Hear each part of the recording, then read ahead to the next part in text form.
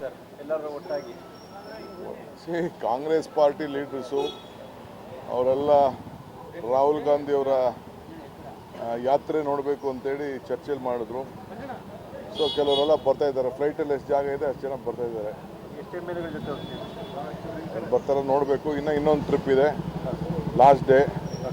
CM ಒಂದಿನ ಹೋಗ್ತಾ ಇದ್ದಾರೆ, ಅವ್ರಿಗೂ ಇನ್ವೈಟ್ ಮಾಡಿದ್ದಾರೆ. ಸೊ ಎಲ್ಲ ಒಂದೊಂದು ದಿನ ಹೋಗ್ತಾ ಇದ್ದೀವಿ ಅಡ್ಜಸ್ಟ್ಮೆಂಟ್ ಮಾಡಿಕೊಂಡು. ಸರ್, ಧರ್ಮಸ್ಥಳದ ವಿಚಾರದಲ್ಲಿ ಮೊದಲು ಷಡ್ಯಂತ್ರ ಆಗಿದೆ ಅನ್ನೋ ಮಾತು ಹೇಳಿದವರು ತಾವು.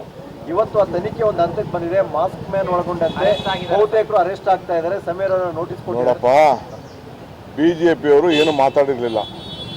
BJPಯವರೆಲ್ಲ ಫೆನ್ಸ್ ಇಟ್ರು. ಅಡ್ಗೋಡೆ ಮೇಲೆ ದೀಪ, ಅದೇನು ಹೇಳ್ತಾರಲ್ಲ, ಅಡ್ಗೋಡೆ ಮೇಲೆ ದೀಪ ಇಡ್ತಾರೆ ಅಂತ ಫೆನ್ಸ್ ಇಟ್ರು ಕೆಲಸ ಮಾಡ್ತಾಯಿದ್ರು. ನಾನು ಅದನ್ನು ಪ್ರಸ್ತಾವನೆ ಮಾಡಿದ ಮೇಲೆ ಅದನ್ನು ಮಾತಾಡ್ತಾ ಇದ್ದಾರೆ.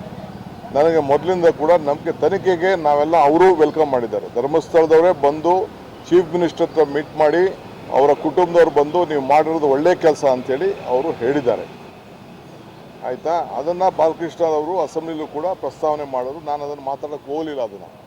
ಸೊ ಅವರು ಬಂದು ಅದಕ್ಕೆ ವೆಲ್ಕಮ್ ಮಾಡಿದ್ರು. ಇನ್ವೆಸ್ಟಿಗೇಷನ್ ನಡೀತಾ ಇದೆ. ಯಾರ್ಯಾರು ತಪ್ಪು ಇದ್ದಾರೆ ಅವ್ರನ್ನೆಲ್ಲ ನಾವು ಕ್ರಮ ಕೈಗೊಳ್ತೀವಿ ಅಂತ ನಮ್ಮ ಸರ್ಕಾರ, ಹೋಮ್ ಮಿನಿಸ್ಟರ್ ಹೇಳಿದ್ದಾರೆ, ಚೀಫ್ ಮಿನಿಸ್ಟರ್ ಹೇಳಿದ್ದಾರೆ, ನಮ್ಮ CLP ಹೇಳಿದ್ದಾರೆ, ಅಸೆಂಬ್ಲಿಲೂ ಹೇಳಿದ್ದಾರೆ. ಸೊ ಆ ಕೆಲಸ ನಾವು ಮಾಡ್ತಾಯಿದ್ವಿ. ಯಾರ ಮೇಲೂ ನಮಗೆ ಅವ್ರ ಪರನೂ ಇಲ್ಲ, ಇವ್ರ ಪರ ಇಲ್ಲ. ನಮಗೆ ನ್ಯಾಯದ ಪರ, ನಮಗೆ ಧರ್ಮದಲ್ಲಿ ರಾಜಕಾರಣ ಮಾಡಬೇಡಿ ಅಂತ ನಮ್ದು ಅಷ್ಟೇ. ಅನನ್ಯ ಭಟ್ ನನ್ನ ಮಗಳೇ ಅಲ್ಲ ಅನ್ನುವಂಥ ಮಾತನ್ನ ಈಗ ಸುಜಾತ ಭಟ್ ಹೇಳ್ತಾ ಇದ್ದಾರೆ. ಅದನ್ನೆಲ್ಲ ನನ್ನ ಹೋಮ್ ಮಿನಿಸ್ಟರ್ ನೋಡ್ತಾರೆ.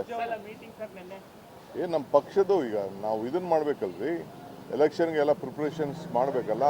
ಕೋರ್ಟ್ ಹೇಳಿದ ಮೇಲೆ ನಾವು ಇದನ್ನು ಮಾಡಬಾರ್ದು. ಅದಕ್ಕೆ ಕರೆದು ನಿಮ್ಮ ಜವಾಬ್ದಾರಿನ ನಾವು ಹಂಚ್ತಾ ಇದೀವಿ ಅಷ್ಟೇ. ಅವ್ರಿಗೆ ಅದು ಆಮೇಲೆ ಮಾತಾಡೋಣ.